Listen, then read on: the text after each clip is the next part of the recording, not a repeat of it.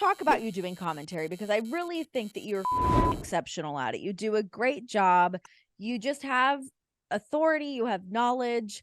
Your tone of your voice even sounds great. So when did you realize that that was something that you wanted to dabble in? I mean, you said that you would sit in on matches, kind of Mhm. focus on it, and you wanted to talk a lot, obviously coming from a managerial background, doing backstage interviews, et cetera, to then being like, you know what, maybe a seat at the commentary table is where I want to be. Give me some of that. So, yeah, so in Ring of Honor, I would do commentary here and there, particularly like when it worked for an angle or if it was a Women of Honor match, like maybe I would sit on commentary. So that was a great experience. That was early on. I started to do commentary as well for Shimmer, which is big women's wrestling promotion in the States. We would do the commentary most of the time in post production. So I would Mhm. come and just call, That's a weird process, hey, to not actually be in it and you're calling it from a booth is like, to keep your energy up is a really weird, it's bizarre. especially when, like, I was there for the show. I wrestled on the show. Like, I know what we would do a thing Yeah. where like my match would come on, I would just, like, leave the table to go, and it's like, "No, it's 3 months later, guys, you know That's this." so But funny. that was great experience for me, and I started to do that there, and I was like, "Okay, this is really fun." Um, it's kind of like a little bit like a long promo, and I was doing like very more character based stuff because I was involved in these promotions like as a persona. Yeah. But then over time, I started to get asked to do some commentary places that like I wasn't already working or I wasn't like a character, and I started to shift more into like more of a straight broadcaster role, and I was like, Yeah. "Oh wait, I like this. This is what Yeah. I like. Yeah. This is what I want to do." And what ended up happening, what really made the shift, I was doing commentary all over the place here and there, or like anytime I would have like an injury, maybe I couldn't wrestle, I would do commentary, and I was like, "Okay, this is good. This is good. This is good." And then COVID happened and I stopped wrestling, stopped doing anything. And I didn't know when I was going to perform again because like it seemed unimportant. And I actually that was when I got the contacted to do the AEW, the women's tag team tournament that they Yeah. did a few years ago. And I got asked to do commentary for that. And I was like, Yeah. yeah, I'm Yeah. very experienced at television commentary. No, I'm not, but it'll be fine. And Same shit. You got it. Well, yeah, so I was like, "Okay, I gotta just figure this out and, like, pretend I know what I'm doing here. Who It'll were be you on the fine. This call is." with for that? So for that one, for the actual tournament, I was with Tony Schiavone, Okay. who I literally had never met Tony before a couple, like, hours before we called these matches. Yeah. And that just, like speaks to sorry, I'm turning my mic around. I just realized it's spun. I'm good. Uh just to speak to like what a absolute fucking professional Tony is. We There were so many people that after I did this first round of it was on YouTube.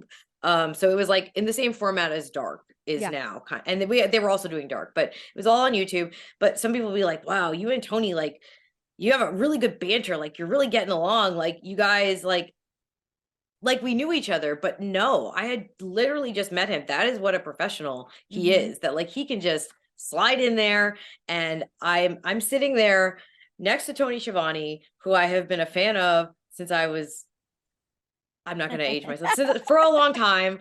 uh I used to watch on Nitro, and like he's there, he's doing his thing, I'm trying to do my thing, and I'm just like trying to just absorb and learn as much as possible because I'm like, fuck, I have to learn how to do this like on the job. I need to learn this now. I'm on a headset. Like been on a headset before. I'd had that, but not that level of just like Sure.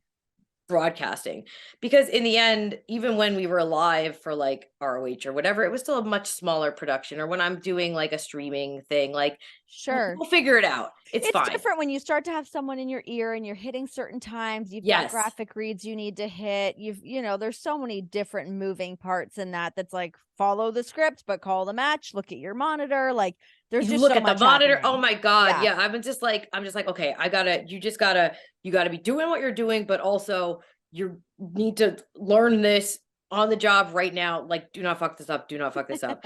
So Tony and I did the tournament, which was as an aside, just the coolest freaking thing for me, because so many of the women that were in that tag tournament, whether they were signed with AEW or ended up being signed or just had that opportunity, were women that I had known for so many years and just watched just grind for so long, and then to see them get this huge opportunity, and like me to even get to be a small part of that was so freaking cool. Yeah. Like to just be there to just watch them excel, and then to even get to like call their matches. Like I would just, the whole time I was just like so proud of all of them. Something really cool happens, and there's this really cool energy when women's wrestling is put on in like a successful way. I mean, even like, whether it was like my time in WWE and we were doing the Mae Young Classic and bringing in girls from different backgrounds and girls from different wrestling promotions and putting on these awesome matches, in like being able to work with Beth Phoenix for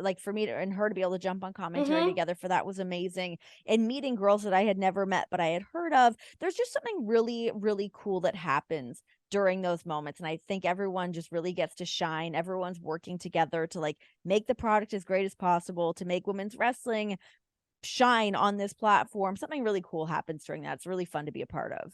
Yeah, and I just find that because so many of us, whether you worked up through the independents or, you went through developmental or whatever, you realize that not as much time in general is being devoted to women's wrestling. So every time that there is a spotlight on it, we understand that like this is fucking important. Yes. And like we need to just go out here, show how great everything is, and like just take what we should be having, what should be just given to us. We're going to take it. And I felt like that was the energy that was there then.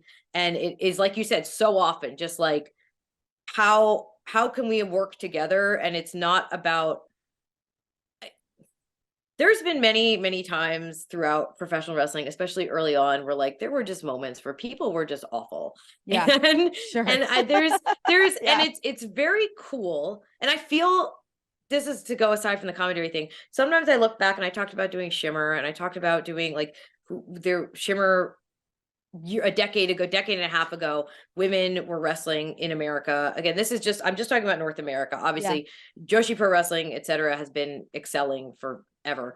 But in America, the spotlight was not on women's wrestling, and there were these women who were just grinding and grinding and grinding. I mean, treated like garbage all the time. Yeah. And there's a very large and predominant group of people now who are like, that's bullshit, we're not doing that anymore. Yes. And it's just so great to be part of that. Like now there are people who are coming up, who are new, who are just a few years in, and like so many of us are like very protective of that, and are like, you will not get shoved out of wrestling by garbage people. Like, come here, come to us. That party's over. That shit doesn't happen anymore. And like that whole mentality of like, well, it sucked for me, so now it's gonna suck for you, is gross and disgusting. And I feel like there were moments early on where like I felt myself getting like hardened and embittered and like almost lashing out in that direction. And I'm really lucky that I have some really great friends and people in and out of wrestling who were like, didn't allow me to fully get like, just shitty. I don't know how else to put it. And those things like the women's tag tournament, things like, the women's division, women's promotions, or and just promotions that are focusing on people who have a history of being marginalized, not just women, but are propping up to just take these opportunities and just do our own thing. But yeah, so we did the tag tournament, and it was me and Tony Schiavone, and just an incredible experience of just me trying to learn as much as possible, and Tony just being so helpful and so encouraging and just teaching me and answering my questions. And the tournament was a couple weeks on YouTube. So we filmed that in blocks. And then I was asked to come back this was at the time for the Jacksonville tapings. So they were doing, I think it was 2 weeks of tapings, and then a week off, and then 2 weeks. So it was like every other week or something. So I came in for the 2 days we did that. Then I got asked to come back the following set of tapings, because that was going to be the finals. And I I've said this before, but it hadn't like computed with me that like I was gonna do the finals of this tag tournament, which were gonna be on Dynamite. Like that didn't click until it was Tony Khan stopped me as I was leaving to make sure that I was like okay to come back for next time. And I was like, yeah, like I'll Yeah. start walking as soon as I get home. But it hadn't like fully computed with me that like the finals are gonna be on Dynamite and you're gonna call the finals on television on Yes. Dynamite. So I got to call the finals of the tournament alongside, I believe it was Taz and Tony and JR. Okay. And we called the finals of the tournament. It was pre-taped, but it was on Dynamite. And that was just like, okay, I am sitting here surrounded by these absolute legends. I'm here. Don't mess this up. Please, Veda. Just be adequate. You don't even have to excel. Just be fine. And it's like a blur, but it was just so that was the moment that it clicked for me. That second set of tapings where I did the Dynamite taping, and then I also got asked to do Dark as well. Right. And then I came back a subsequent set of tapings to do Dark with Excalibur and Taz. Yeah. And doing those Dark tapings and doing that final on Dynamite was where I was like, okay, This is I for think this me. is what I want to do. Yeah, I think Yeah. this is what I want to do. Yeah. And from there, I've just been like, that little outing with AEW legitimately like changed my whole fucking life.